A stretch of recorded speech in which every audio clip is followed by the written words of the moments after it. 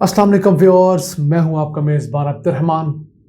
मौजूदा हुकूमत ने मज़ीद 180 अरब रुपए से ज़ायद के टैक्सेस लगाने का इंदिया IMF को दे दिया है। उसकी बड़ी वजह मुल्क में आने वाले हालिया सैलाब है, जिनकी वजह से यकीनन हमारा टैक्स टारगेट पूरा नहीं होगा। तो उस टारगेट को पूरा करने के लिए 180 अरब रुपए से ज़ायद के टैक्सेस आवाम के ऊपर लगाए जाएंगे। आज डिस्कस करते हैं कि हमारा टैक्स टारगेट कितना है, हमारे अखराजात कितने हैं और हमने इस साल कितने हज़ार अरब रुपए सूद की मद में, अदायगियों की मद में बैंक्स को देने हैं। अगर बात करें तो पाकिस्तान के अंदर जो आजकल IMF प्रोग्राम चल रहा है, उसके तहत 3 मज़ीद इनिशिएटिव्स लिए जाएंगे। एक तो जो पेट्रोलियम प्रोडक्ट्स हैं उनके ऊपर 17% GST नाफिज कर दिया जाएगा। अब पेट्रोल डीजल मज़ीद महंगा हो जाएगा। फिलहाल इनके ऊपर GST हुकूमत नहीं ले रही, पेट्रोलियम लेवी ले रही है, जो 42 रुपये फ़ी लीटर है पेट्रोल के ऊपर और 7.5 रुपये डीजल के ऊपर है। इसके बाद दूसरा अहम कदम लिया जाएगा, वो है कि जो भी जूसेस हैं डब्बों में या कोल्ड ड्रिंक्स हैं, बेवरेजेस जितनी भी हैं, इन तमाम के ऊपर टैक्सेस में इजाफा किया जाएगा फेडरल एक्साइज ड्यूटी के बाद में, और 60 अरब रुपए यहाँ से इजाफे लिए जाएंगे। उसके बाद सिगरेट इंडस्ट्री जो है उसके अंदर इजाफा किया जाएगा टैक्सेस पर, और हर एक सिगरेट के ऊपर 2 रुपये का औसतन इजाफा करके 120 अरब रुपए यहाँ से कलेक्ट किए जाएंगे। सिगरेट के ऊपर जो होने वाला इजाफा है ये तो बहुत अच्छा है, मैं इसको फुली सपोर्ट करता हूँ। और किसी हद तक बेवरेजेस के ऊपर जो इजाफा लग रहा है वो भी मैं सपोर्ट करता हूँ, क्योंकि हम लोगों को अपनी ज़िंदगियों से ये कोल्ड ड्रिंक्स और डब्बे वाले जूसेस निकाल देने चाहिए, अपने बच्चों को भी कम से कम देने चाहिए। जो पेट्रोल और डीजल के ऊपर 17% GST लगना है, वो तकरीबन 40 से 50 रुपये का इजाफा फ़ी लीटर के ऊपर आएगा। वो न जाने हम लोग किस तरह बर्दाश्त करेंगे। अब आप बताते चलें कि इस साल पाकिस्तान ने जो टैक्स कलेक्शन का टारगेट रखा था वो 7,470 अरब रुपये रखा था, जिसमें से डायरेक्ट अमीरों से जो टैक्स लिया जाना है वो है 41%, 3,053 अरब रुपये।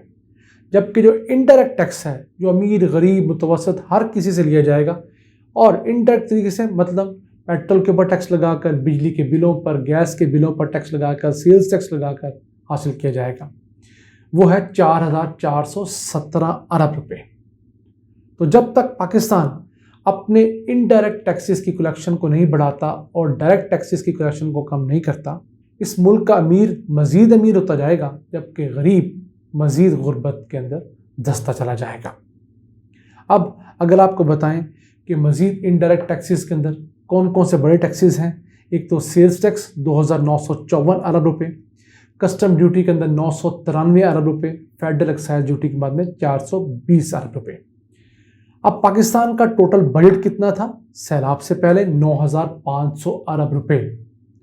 तो उस 9,500 अरब में से अगर आप 7,470 अरब निकाल देते हैं तो हमें बजट के अंदर जो हमने ऑलरेडी प्रिडिक्ट किया हुआ था खसारा, वो था 2,030 अरब रुपये। कितना? 2 ट्रिलियन रुपये। 1,000 अरब रुपये का 1 ट्रिलियन होता है, 100 अरब रुपये का 1 खरब रुपया होता है। तो देखिए कितना बड़ा जंप है। अभी हमने इस साल जो सूद और उससे मुतल्लिका जो बैंक्स को अदायगियाँ करनी है वो है 3,950 अरब रुपये, यानी 4,000 अरब रुपया तो हमने सिर्फ सूद और इसके अलावा जो सूद से मुतल्लिका प्रिंसिपल अमाउंट है वो अदा करनी है बैंक्स को।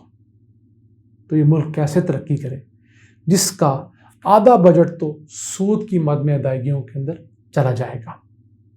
इसके अलावा जो हमारी इससे अहम अदायगी हैं वो छोटी हैं। मसलन 4,000 अरब रुपये सूद की अदायगी के मुकाबले में हमने जो डिफेंस पे पूरे साल में ख़र्चा करना है वो सिर्फ 1,500 अरब रुपये है।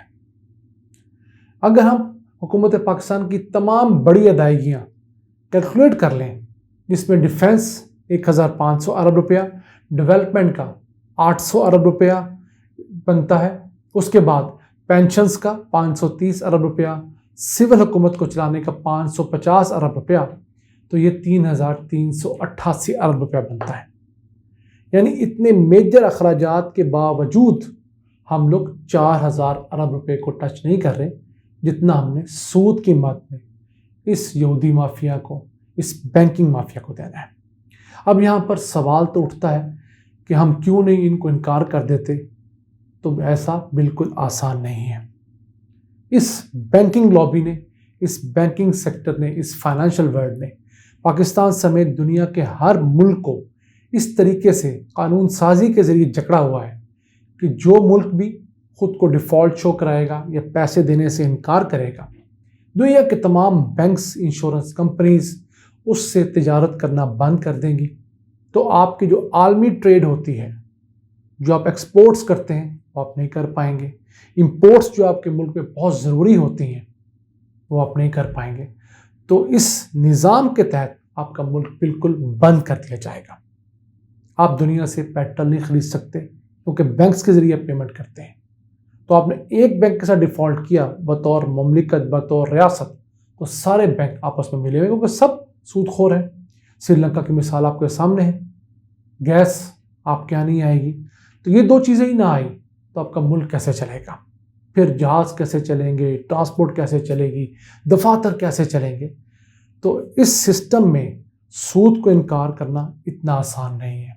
हाँ, इसका एक तरीका निकाला जा सकता है कि आप अपने फजूल अखराजात, जैसे हमने इस साल जो हुकूमत चलाने के लिए 550 अरब रुपए रखे हैं, इसको कम करके 250-300 अरब तक लाया जा सकता है। प्रोटोकॉल्स कम किए जा सकते हैं, सरकारी मुलाजमीन की तनख्वाहें मुनासिब की जा सकती हैं, जो मराद दे रखी हैं बड़े अफसरान को, जो बड़े बड़े घर दे रखे हैं, जो उनको टेलीफोन के, उनको बिजली के बिलों के मद में मराद दे रखी हैं, अगर वो सारी चीज़ें हम कंट्रोल करें तो इस मद से ही हम 250 से 300 अरब रुपया बचा सकते हैं।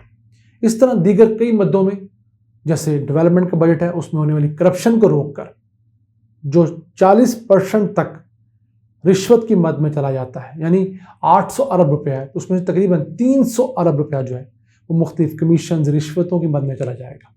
उसको अगर रोका जाए तो वहाँ से 300 अरब बचाया जा सकता है। इसी तरह सूबों को जो दायगियाँ की जाती हैं, डिफेंस के मामला में जो लीकेजेस हैं, इन तमाम को रोका जाए तो हम आहिस्ता आहिस्ता इस सूदी निज़ाम के पैसे वापस करके अपने कदमों पे खड़े हो सकते हैं। लेकिन हमारे जैसे मुल्क के लिए जो आगे बहुत फ्रेजाइल हालात में है, इस सूदी निज़ाम को यकदम इनकार करना आ बैल मुझे मारने के मुतरादिफ होगा। आज के लिए इतना ही। मुझे उम्मीद है आपको हमारी एपिसोड पसंद आई होगी।